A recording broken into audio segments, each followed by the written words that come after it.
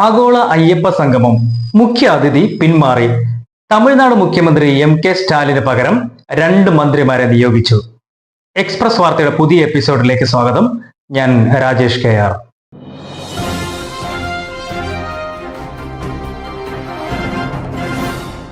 ആഗോള അയ്യപ്പ സംഗമം നടത്തിയാൽ അത് പിണറായി സർക്കാരിന്റെ ചരിത്രത്തിലെ പൊൻതൂവലായി മാറുമെന്നതിൽ സംശയം വേണ്ട.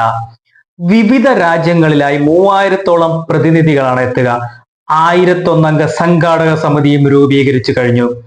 വൻ പിന്തുണ കിട്ടുമെന്നതിനാൽ അതിനെ എതിർക്കാനും മുൻകാല സംഭവങ്ങൾ കുത്തിപ്പൊക്കാനും മറുഭാഗം ഒരുങ്ങിക്കഴിഞ്ഞു എന്നതും വ്യക്തം.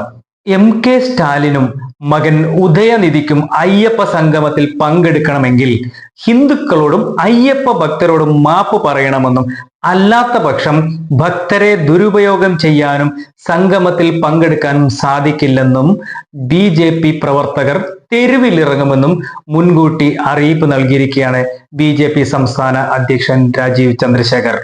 CPM തിരഞ്ഞെടുപ്പ് നാടകമാണ് അയ്യപ്പ സംഗമം. ജനങ്ങളെ വിഡ്ഢിയാക്കാനുള്ള തന്ത്രമാണിതെന്നും അദ്ദേഹം നേരത്തെ തന്നെ അഭിപ്രായപ്പെട്ടതാണ്. എന്തായാലും തമിഴ്നാട് മുഖ്യമന്ത്രിയുടെ പുതിയ തീരുമാനം വന്നിട്ടുണ്ട്. എം.കെ. സ്റ്റാലിൻ പങ്കെടുക്കില്ലെന്ന് അറിയിച്ചിരിക്കുന്നു. മുൻകൂട്ടി തീരുമാനിച്ച മറ്റു പരിപാടികൾ ഉള്ളതിനാലാണ് ആഗോള അയ്യപ്പ സംഗമത്തിൽ എത്താൻ സാധിക്കാത്തതെന്നും വിശദീകരണം വന്നിട്ടുണ്ട്. മുഖ്യമന്ത്രി പിണറായി വിജയൻ അയച്ച കത്തിലാണ് സ്റ്റാലിൻ എത്തില്ലെന്ന് അറിയിച്ചിരിക്കുന്നത്. തമിഴ്നാട് ദേവസ്വം മന്ത്രി P.K. ശേഖർ ബാബു, IT മന്ത്രി പളനിവേൽ ത്യാഗരാജൻ എന്നിവരായിരിക്കും സംഗമത്തിൽ പങ്കെടുക്കുക. സെപ്റ്റംബർ 20-നാണ് പമ്പാ തീരത്ത് വെച്ചുള്ള അയ്യപ്പ സംഗമം നടക്കുക. സംഗമത്തിൽ സഹകരിക്കാൻ താല്പര്യമുള്ള ഏത് സംഘടനകളുമായും സഹകരിക്കാൻ തയ്യാറാണെന്ന് സർക്കാർ അറിയിച്ചിട്ടുണ്ട്. സംഘപരിവാറിനെയും കേരളത്തിൽ നിന്നുള്ള കേന്ദ്രമന്ത്രിമാരെയും അയ്യപ്പ സംഗമത്തിൽ ക്ഷണിക്കുമെന്ന് Thiruvithamkoor Devaswom board president PS Prashant.